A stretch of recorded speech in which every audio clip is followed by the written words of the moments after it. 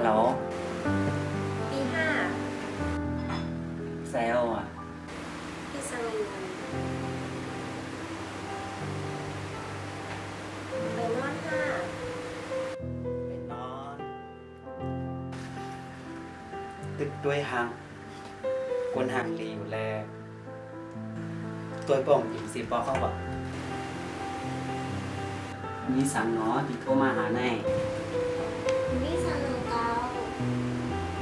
ใจถึงในสิบมาหาเมื่อไกลนั่นตีปีไทยนี้ลงจัดปานของปีนั่นปีอีดูเตียวนะใส่ห้าตาลีอีดูเราพ้องละอีหลุนน้องยิ่งไปไหนใจนะเพราะอีหลูน้องสาวเหมือนดังอีหลูที่ใจยินโจมยาวไปนอนไหนเนี่ยเฮ็ดสังอยู่นอนแล้วนะโอเคปีกันว่าแล้วนะเด็กผมกับลูกเลี้ยงฟังอยู่ที่นี่จับเขาก่อนที่นอนเย้า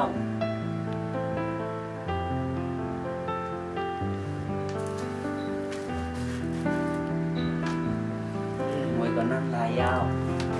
เอาค่ะไปค่ะ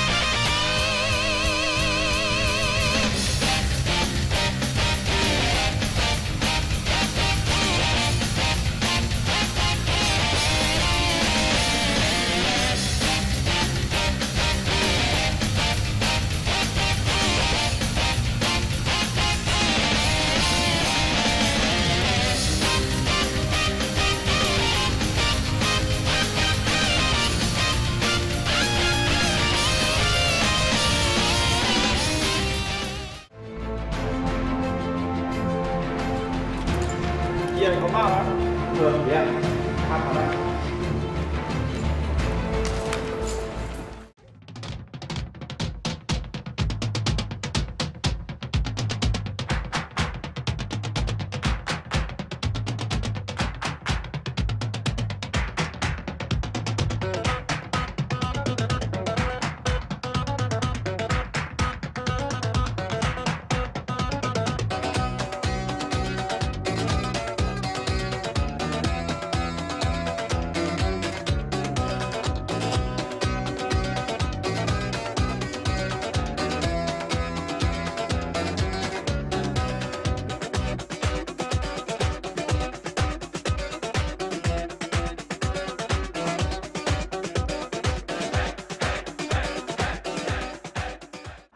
con xuống con chấp nhận với đi con xuống mất rồi đấy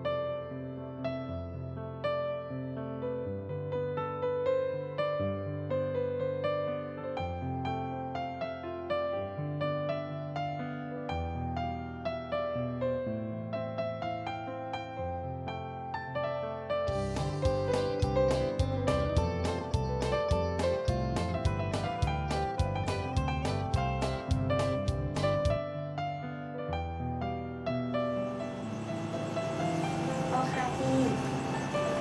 วานค่ะ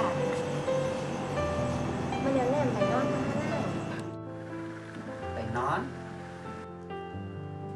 ก็ดีมากเลยน้ำมันไปเลยอาบนะใจถึงนาแลใครโทรหา ได้ได้ข้างหน้า เขามีความขอหนึ่งเขาแค่รับมวย